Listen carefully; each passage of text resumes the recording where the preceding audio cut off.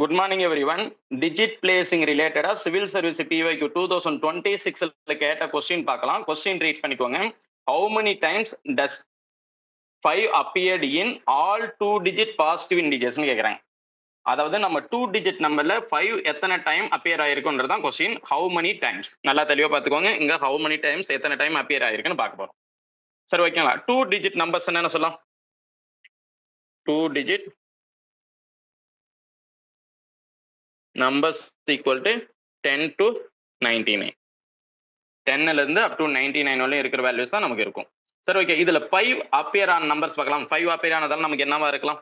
அதாவது கொஸ்டின் பாருங்க, நமக்கு 15 வரலாம், 25, 35, 45, 50, 51, 52, 53, 54, 55, 56, 57, 58, 59, அடுத்து வந்து 65, 75, 85, 95. ஸோ நமக்கு இதில் ஹவு மெனி டைம்ஸ் தான் பார்க்கலாம். நம்பர்ஸ்னு பார்த்தீங்கன்னா ஹவு மெனி டேர்ம்ஸில் அப்பியர் ஆயிருக்குன்னு கேட்டால் நம்ம என்ன எடுத்துக்கலாம்? 1, 2, 3, 4, 5, 6, 7, 8, 9, 10, 11, 12, 13, 14, 15, 16, 17, 18 எடுத்துக்கலாம்.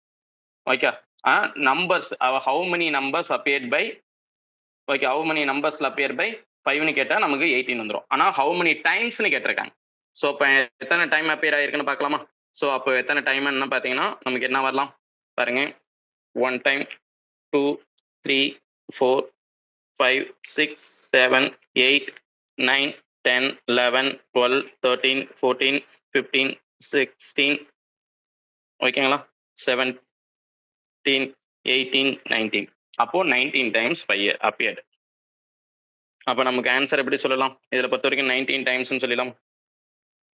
19 டைம்ஸ் 5 appeared between 10 to 99. ஓகேங்களா, ஆன்சருக்கு அப்புறம் பி ஆப்ஷன். ஓகேங்களா, 19. Answer equal to B option 19. Note பண்ணிக்கலாமா? நோட் பண்ணிக்கோங்க. தேங்க்யூ.